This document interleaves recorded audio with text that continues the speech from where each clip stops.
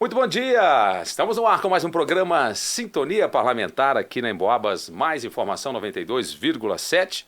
Eu sou Marcelo Alvarenga e outra vez tem ao meu lado aqui o médico, deputado federal, doutor Frederico. A gente vai ter um papo sobre os acontecimentos desta semana no cenário político aqui no Brasil. Bom dia, doutor, bem-vindo mais uma vez. Bom dia, Marcelo. Bom dia aos ouvintes do programa Sintonia Parlamentar na Rádio Emboabas, em São João del Rei, toda a região. Mais uma vez estamos aí trazendo informações, opiniões, para que o nosso ouvinte fique informado e entenda parte do nosso trabalho parlamentar. Muito obrigado, Marcelo. Muito bem, isso é muito importante, né? O povo entender um pouco do que acontece em Brasília. Muito bem, antes da gente começar, lembrando que hoje é dia dos filhos. Olha só, hoje é dia dos filhos. Posso deixar ele mandar um beijinho para minha filhinha, que é a Alícia, e para minha mamãe, por que não, né? Que eu tenho muito orgulho de ser filho dela, da minha mãe, que tem um nome diferente, Selme, é diferente, C-E-L-M-E, Selme, não sei que o meu avô, lá na fazenda do Gaspar, entre Itabira e Santa Maria de Itabira, arrumou esse nome, eu não sei como, até hoje eu não sei, mas deixar o espaço também para você mandar um recado para seus filhos, né? São quantos? Marcelo, hoje é um dia tão importante, né? Eu tenho 3 filhos homens e realmente é o que nos motiva a acordar todo dia. Não acho que não tem nada melhor do que um filho nesse mundo. Então, amo muito meus filhos, sei que eles são guerreiros, porque muitas vezes tem que lidar com a ausência do pai, e não é fácil, isso dói nosso coração, mas eles são encantadores, são pessoas maravilhosas aí, que a gente tem tido a honra de formar uns filhos para o mundo, para poderem fazer bem ao mundo. E mando um beijão aí para o Lucas, o meu mais velho, João, meu filho do meio, e Pedro, meu caçula. Valeu, filhões! Muito bom, Lucas, João e Pedro. Isso aí, bíblico total. Vamos começar com o nosso quadro Direto de Brasília. Vamos lá. Quem acompanha esse seu segundo mandato, né, deputado, percebe que você tem sido assim, muito atuante nas cobranças ao Ministério da Saúde, mais ainda a ministra Anísia Trindade. Por isso, eu gostaria de dar a sua análise aí sobre a informação de que o Ministério da Saúde vai retomar um acordo com Cuba para a produção de vacinas e também medicamentos contra doenças crônicas. Como você vê essa parceria aí, com bons olhos? A gente sempre deseja que o Ministério da Saúde atue efetivamente pela saúde da população. Então, uma parceria, desde que seja transparente, bem clara para a sociedade, ela é importante, até porque todos nós desejamos melhores medicamentos, melhores vacinas. Agora, a questão da parceria especificamente com Cuba nos preocupa porque é um regime autoritário, um regime que não tem liberdade de expressão. Então, muitas questões que acontecem em Cuba, assim como outros países do mundo, como a China e Coreia do Norte, por exemplo, são questões sombrias, questões que não há transparência. E, recentemente, a gente passou isso com os Mais Médicos, um programa que trouxe médicos cubanos para o Brasil. Médicos que a gente não tem certeza da formação, mas admitimos que muitos deles foram importantes nos postos, atendendo a população, apesar de falarem outra língua e ter dificuldade de comunicação. Agora, o que mais nos deixou triste foi sabermos que esses médicos recebiam uma parte ínfima do valor acordado entre a parceria do Brasil com o governo cubano. Então, era quase, se a gente considerar na média médica, era quase um trabalho escravo que esses cubanos faziam aqui no Brasil, e a maior parte do recurso ia para o regime autoritário cubano. E a gente preocupa exatamente com isso. Será que isso não vai se repetir? Qual que é a transparência desse processo? Qual o medicamento ou a vacina que será produzida em parceria? Quanto que isso vai custar para os cofres brasileiros? Então, nós já estamos fazendo solicitações de informação para ter detalhes dessas parcerias firmadas ou que virão a ser firmadas. Nós queremos o melhor para a saúde. Nós insistimos com a ministra, cuide da saúde e da vida dos brasileiros. O Ministério da Saúde não é para fazer ideologia, muito menos politicagem. Ele é para cuidar do nosso maior patrimônio, que é a vida. Muito bem. Se vai haver também, talvez, transferência de tecnologia, talvez o Brasil nem precise, né? Que tem essa área bastante desenvolvida, né? Mas tem que ter uma clareza nesse Marcelo, ponto, né? A gente preocupa porque se qualquer um puxar aí rápido uma pesquisa no Google, escassez de medicamentos em Cuba, vai ver que desde 2020, 2021, agora, recente, junho ou julho de 2023, o Brasil doou medicamentos para Cuba. Cuba não tem medicamentos para ela. Cuba passa perto nela. Então, assim, essa parceria é importante? A gente pode tentar ajudar um outro país? Pode. Mas tem que saber qual o preço e o custo para isso, porque o mais importante é cuidarmos da vida do nosso povo. Nós somos um país ainda em desenvolvimento, nós não somos um país rico. Nós temos um PIB menor que o da China, por exemplo, PIB per capita menor que o da China. Então, nós não somos um país rico para ficarmos aí gastando grande parte dos nossos impostos para ajudar outros países do mundo. Nós temos muitos problemas aqui graves, temos fome, temos problemas graves com saúde, com droga. Então, essa é a nossa prioridade, cuidar do cidadão brasileiro. Muito bem, mais um tópico aqui. Na última quinta-feira, no dia 21, o STF considerou inconstitucional a tese do marco temporal das terras indígenas, o tão falado marco temporal. A tese barrada estabelece, que a demarcação dos territórios deveria respeitar a área ocupada pelos indígenas até a promulgação da Constituição, que foi lá em 1988. Foi motivo aí de comemoração para políticos, que militam pelas causas indígenas, ambientais.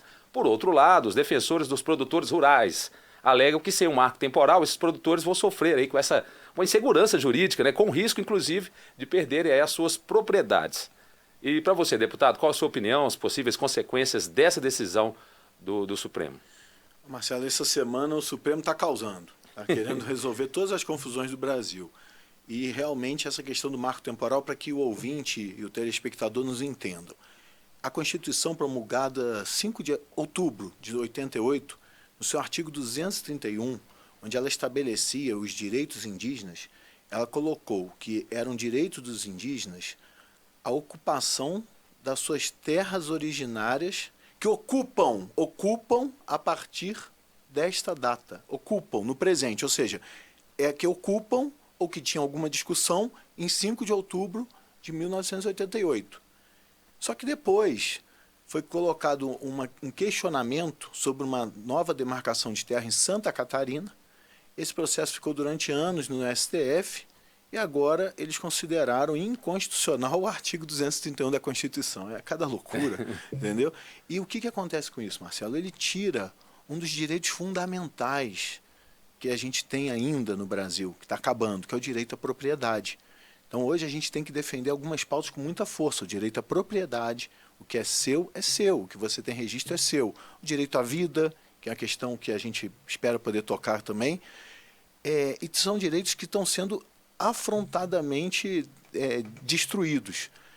Só para ter uma ideia, o Brasil tem cerca de 850 milhões de hectares. Desses 850 milhões de hectares, cerca de 630 milhões são áreas preservadas, quase 70%, 66% áreas preservadas, áreas de vegetação.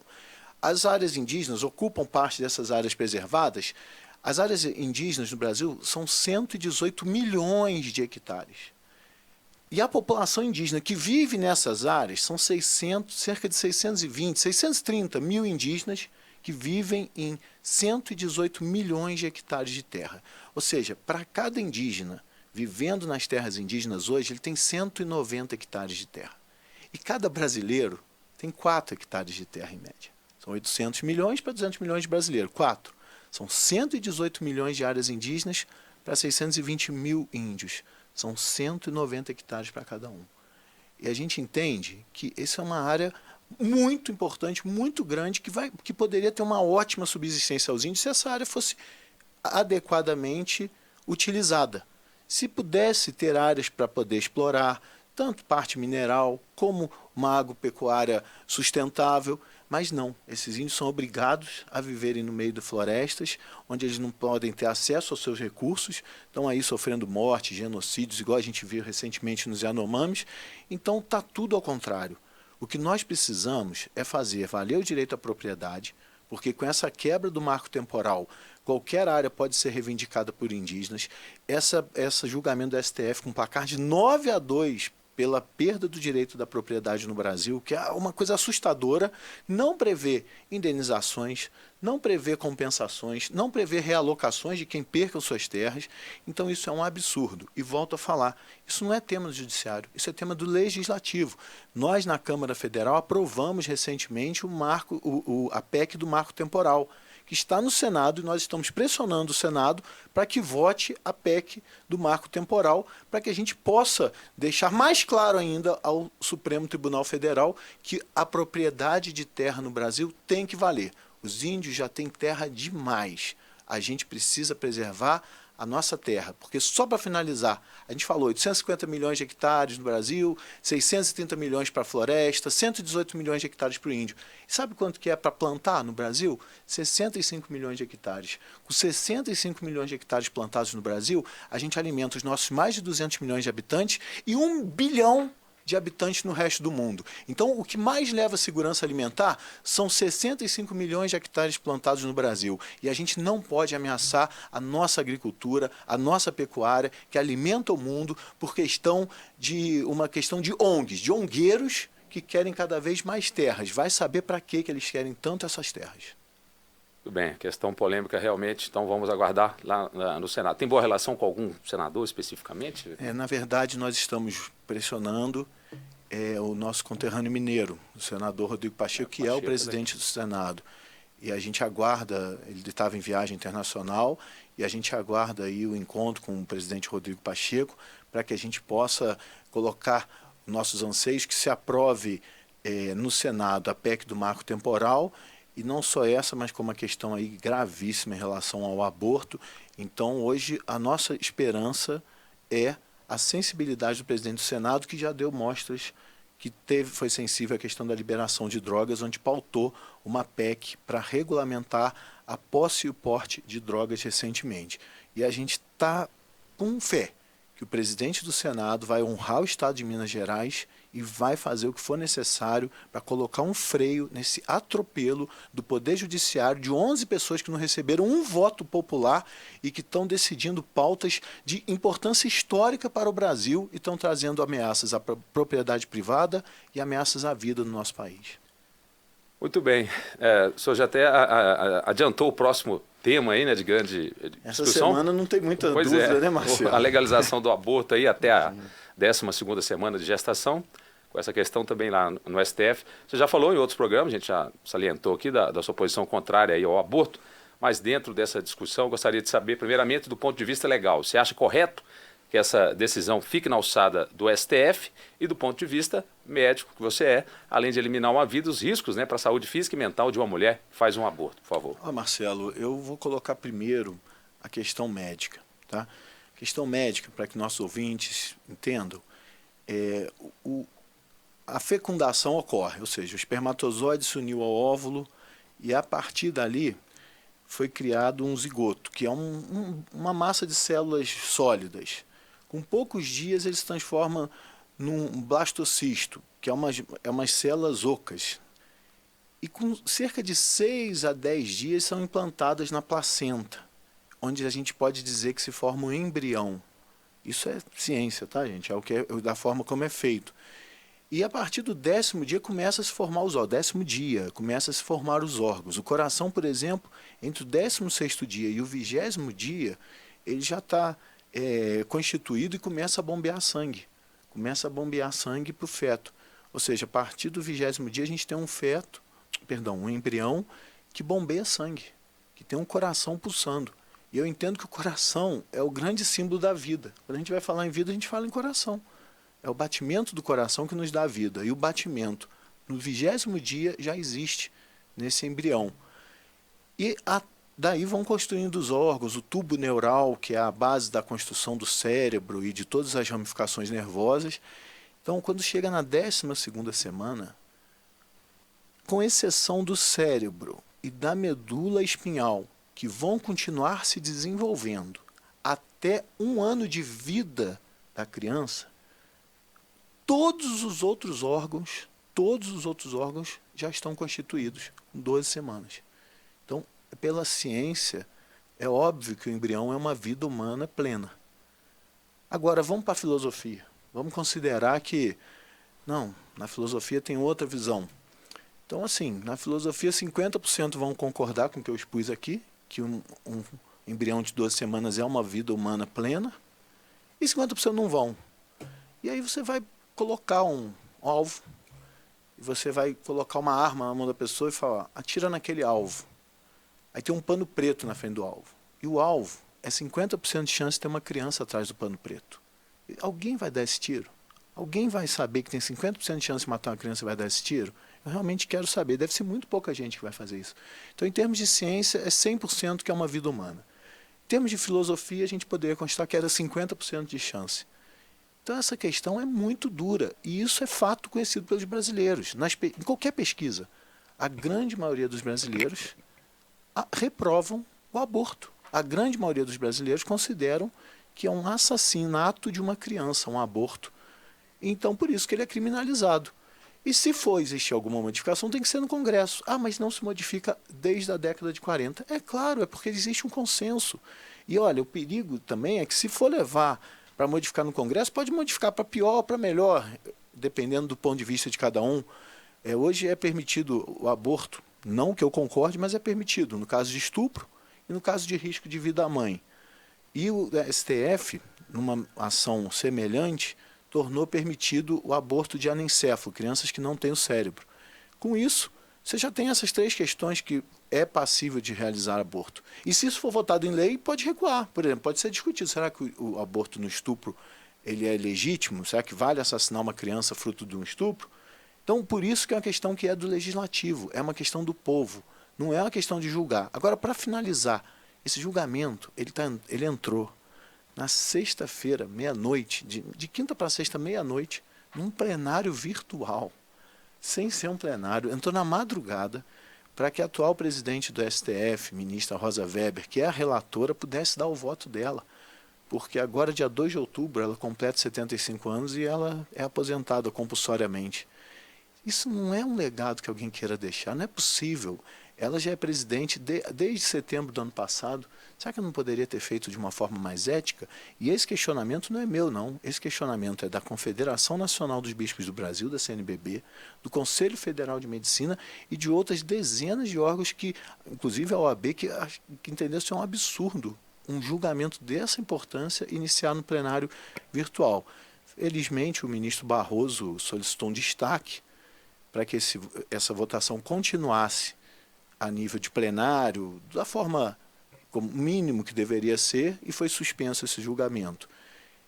Mas o voto da Rosa Weber contou. É isso que ela quer deixar de legado aí, do mandato dela. A gente lamenta muito, e só lembrar que o ministro do STF ele é escolhido politicamente pelo presidente da República e sabatinado pelo Senado, que até hoje nenhum ministro escolhido por nenhum presidente foi recusado no Senado.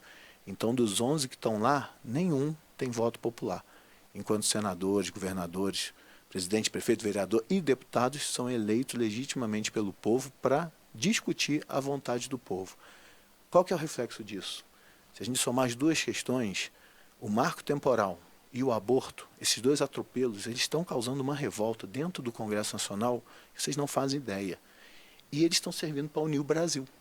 Eles estão unindo a frente do agronegócio, que tem quase 300 deputados, a frente católica, a frente evangélica, a luta pró-vida.